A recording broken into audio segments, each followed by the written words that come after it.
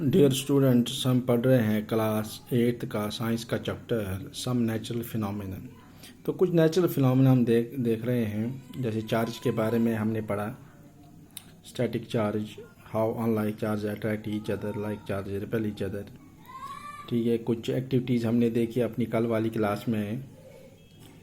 तो आज हम पढ़ेंगे अब ट्रांसफ़र ऑफ चार्ज। ठीक है, जो आज हमारा टॉपिक है that is transfer of charge.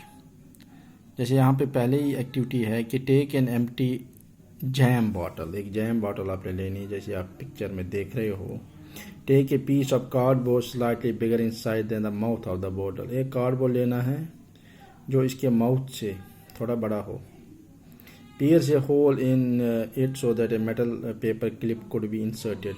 तो इसमें एक होल करना है यहाँ से, ताकि एक मेटल क्लिप जो है वो इसमें आराम से जा सके।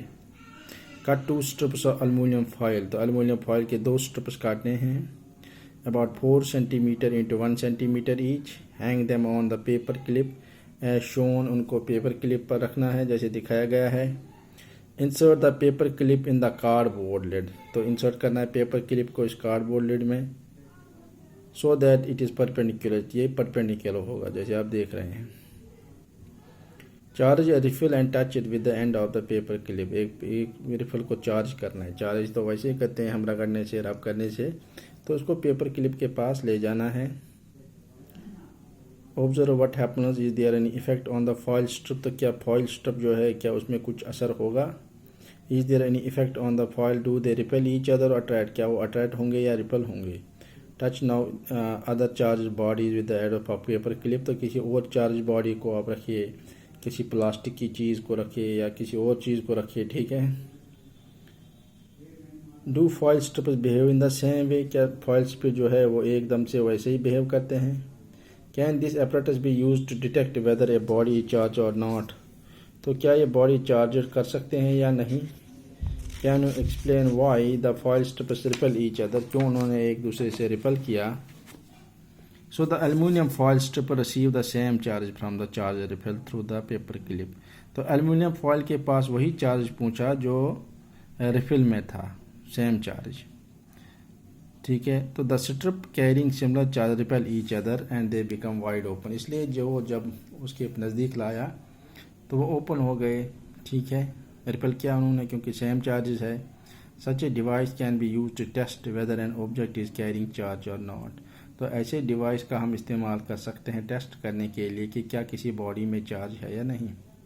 दिस डिवाइस नोज है इलेक्ट्रोस्कोप। तो ये इंपॉर्टेंट है कि इस डिवाइस को हम इलेक्ट्रोस्कोप कहते हैं। Thus we find the electric charges can be transferred from a charged object to another through a metal conductor। तो एक मेटल कंडक्टर से, जो हमने इसमें परपेंडिकुलर वाला लगाया था, उसे हम ट्रांसफ़र कर सकते हैं।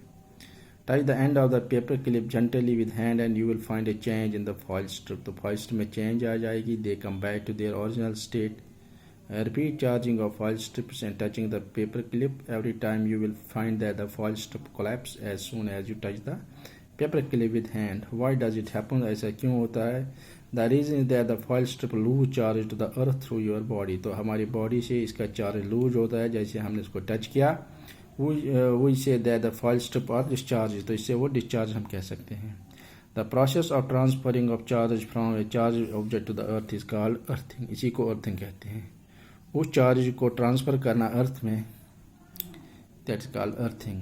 So earthing is provided in buildings to protect us from electric shocks से due to any leakage। जैसे कोई लीकेज करंट हो गई, एक्स्ट्रा करंट आ गई, वो लीकेज हो गई, ठीक है, बिल्डिंग्स में, तो वो करंट पैदा कर सकती है। लेकिन अर्थिंग की वजह से हम वो एक्स्ट्रा चार्ज को ज़मीन के नीचे डाल सकते हैं। ठीक है। तो अपनी पहली क्लास में हम यहाँ तक पढ़ेंगे आज।